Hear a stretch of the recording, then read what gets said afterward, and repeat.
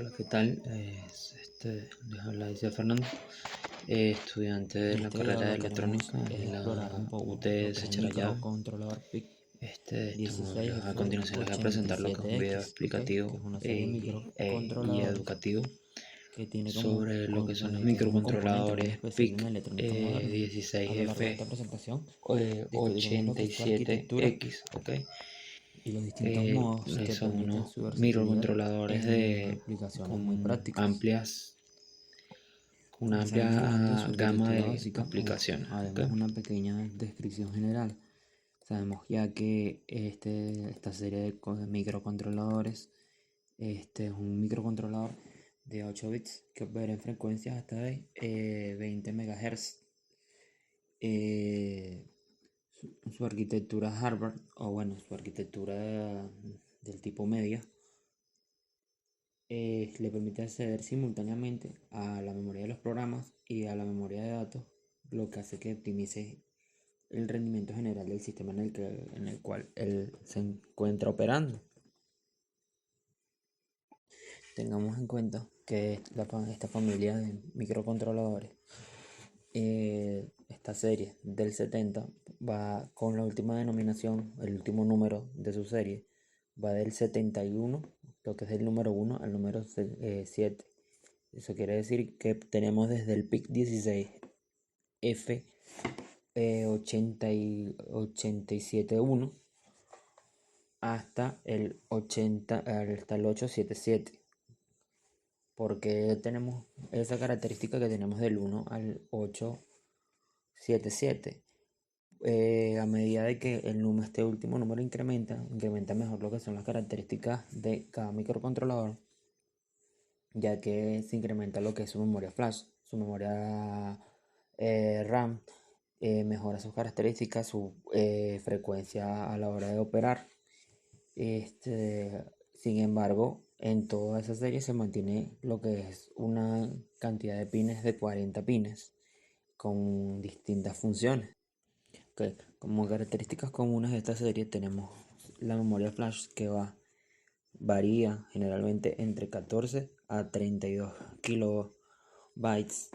Tenemos la RAM que varía de 368 hasta 2 kilobytes dependiendo del modelo, y los pines de entrada y salida o pines o de input o output, que son generalmente entre 33 y 40 pines, como ya habíamos nombrado. ¿Okay? La mayoría de estos microprocesadores, o en realidad esta serie, se usa más en lo que es en el ámbito de transmisión de datos. Por ende, tiene unos módulos de comunicación que incluyen el UART, el SPI y el I2C. ¿Ok? Cuando hablamos del I2C y el IS y el SPI, que fueron los últimos que nombré, hablamos de comunicación entre dispositivos. En caso del SART o el USART, es más que todo por una comunicación serial. Tengamos en cuenta que para este microprocesador el rango de voltaje de operación es entre 2 voltios a 5.5 voltios. ¿Okay? Lo que nos dice que este microprocesador tiene un consumo de corriente muy, pero muy bajo. Como característica adicional, tiene una protección de escritura de memoria flash, que es la que habíamos nombrado antes, que se va incrementando, va mejorando según vaya aumentando el último número de la serie del microprocesador. También tenemos un modo de bajo consumo, que se le conoce como modo sleep, y un watchdog timer, que es para la recuperación de lo que son los fallos. ¿Ok? A pesar de que esta serie está enumerada del 1 al 7 en su número final, hablando de lo que es la característica, normalmente la más resaltante o los más resaltantes suele ser la serie, específicamente el 16F877 y el 16F876, inclusive hasta el 16F874. Ok, ahora hablaremos un poco más de lo que son sus componentes principales, lo que es su unidad de procesamiento CPU o su memoria o memoria de programa, que es la que habíamos nombrado antes, entre 2 kilobytes, o pueden ir inclusive desde los 4 KB hasta más. Y la de memoria de datos RAM, que va desde 368 bytes hasta 2 kilobytes. ¿Okay? La memoria EEPROM y EEPROM o tiene una capacidad desde 256 bytes en adelante. ¿Okay? Ideal para almacenar datos que deben persistir después de un reinicio. La CPU de esta serie de microcontroladores está diseñada más que todo para manejar instrucciones de manera eficiente. ¿Okay? Utiliza lo que son los registros, un contador de programas para seguir el flujo de ejecución, y esta es la memoria de estos microcontroladores. Está bien estructurada y permite mucho que los desarrolladores implementen aplicaciones complejas con gran facilidad. Ahora nos toca hablar un poco de los que son los puertos de entradas y salidas, ¿ok? Sabemos que los puertos de entrada y salida, en este caso, son 5 puertos que pueden configurarse como una entrada o una salida. Estos puertos son fundamentales para interactuar con el entorno, pues cada puerto puede ser configurado para diferentes funciones, desde la lectura de datos de sensores hasta el control de dispositivos, lo que lo convierte en una herramienta muy versátil. Tengamos en cuenta que nuevamente que estos microcontroladores tienen una cantidad de 40 pines, ¿ok? Eso quiere decir que hay entradas desde digital, entradas analógicas, inclusive tenemos una alimentación diapositiva, un pin que es inclusive para tierra, tenemos una parte de esos pines sirven para la captura, para comparador, tenemos para temporizador, inclusive para la transmisión serial, que inclusive podemos trabajar un pin como reloj o una para recepción de datos. ¿Ok? Tenemos que tener en cuenta que gran parte de esos pines son configurables como entradas o salidas digitales. ¿Ok? Y tenemos pines que pueden funcionar como entradas analógicas. Inclusive podemos tomarnos con un pin que sirve como de reset para el microcontrolador, ¿ok?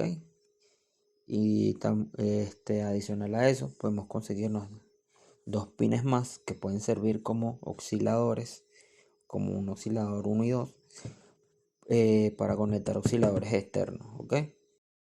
Hablemos un poco de lo que son los modos de operación de estos microcontroladores, de esta serie de microcontroladores. Hay 2 modos de funcionamiento para ellos. Uno es el modo de programación y otro es el modo de ejecución. En el modo de programación se utiliza el programador como PIC-Kit 3, que permite cargar el firmware en la memoria de programa. Y en el modo de ejecución, el microcontrolador sigue un ciclo de instrucción, ¿verdad? Que incluye una búsqueda y una ejecución en el mismo ciclo. Este ciclo suele ser un poco crucial para el rendimiento, ya que se estima que en el tiempo total de ejecución pueda reducirse hasta en un 30%, para que el código tenga una buena ejecución, pues en cierto sentido tenga una ejecución muy óptima. Como siguiente ítem tenemos el modo en el que trabaja el microcontrolador bajo consumo. ¿Ok? Hay 2 modos, el modo sleep y el modo idle. ¿Ok? Los modos de bajo consumo son muy esenciales en aplicaciones donde la duración de la batería es crítica. ¿Ok? En el modo sleep se puede bajar al menos un microamperio, lo que es ideal para dispositivos portátiles. Y en comparación, en el modo idle, que permite que el controlador responda a varios eventos externos sin consumo excesivos de energía, los estudios muestran que la implementación de estos modos puede aumentar la vida útil de la batería en un 40% en los dispositivos IoT. Ya para cerrar, podemos hablar de algunas aplicaciones prácticas para estos microcontroladores, ¿ok? Tengamos en cuenta que se puede utilizar en una variedad de aplicaciones, desde el control de dispositivos hasta el sistema de monitoreo. Su costo promedio normalmente oscila entre los $2.5, lo que lo convierte en una opción muy atractiva para proyectos tanto comerciales como educativos, ¿ok? También presenta lo que es un aspecto de flexibilidad que permite que sea utilizado en aplicaciones industriales y automotrices y de consumo masivo, lo que representa un mercado muy potencial de alrededor de entre 10.000 millones de dólares según informes de la industria. Tengamos en cuenta que si queremos saber más de estos microcontroladores o saber o entender por qué este microcontrolador, que es un componente tan potente y versátil y tiene una amplia gama de aplicaciones, es de utilidad, podemos inclusive consultar las hojas de datasheet que se encuentran en internet de los distintos modelos y con las distintas aplicaciones y características de cada uno de ellos, ¿ok?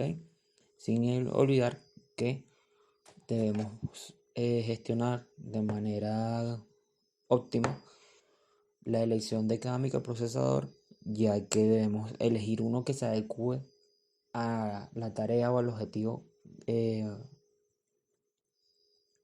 más similar que estemos trabajando, ¿ok?